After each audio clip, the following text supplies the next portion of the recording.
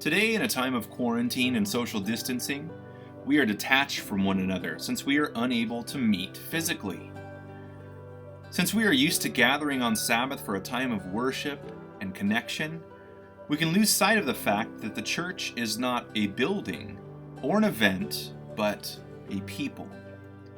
God says in 1 Peter 2:9 that you are a chosen generation, a royal priesthood, a holy nation, his own special people, that you may proclaim the praises of him who called you out of darkness into his marvelous light.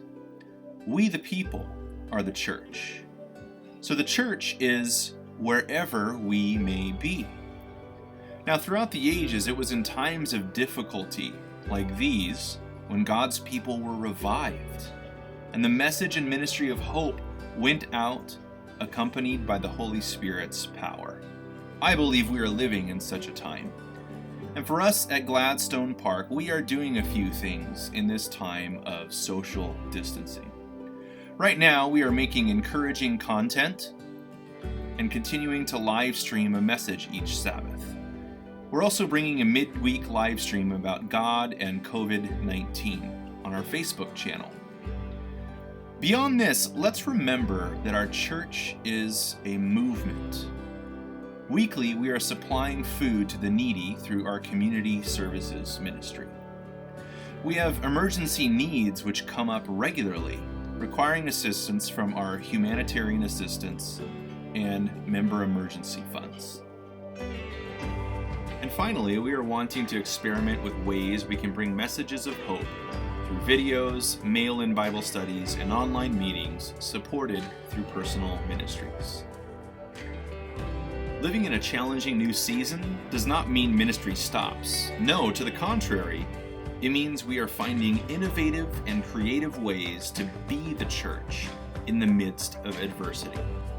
With that, I want to give you 3 actions you can take to be the church in this time. Number 1, reach someone each day, whether through video chat, texting, phone calls, social media, or emails. Reach out to someone and tell them you are thinking of them. Ask them how you can pray for them. Ask them how you can encourage or support them. Ask them if they have anything that they need. Reach someone. Number 2, remember to give.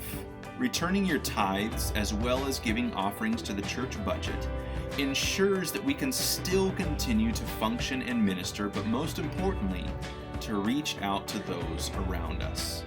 You may do this in a variety of ways. Number 1, you could go to our church website and go to the Giving tab there and click on that, and it will take you to a secure giving site run by the General Conference where you can give in each church category. It's safe and it's secure. You can also give in that same way by downloading the Adventist Giving app. Just look that up in your app provider. You can also mail in your tithe and offerings with instructions to the church, and the mail is checked daily there.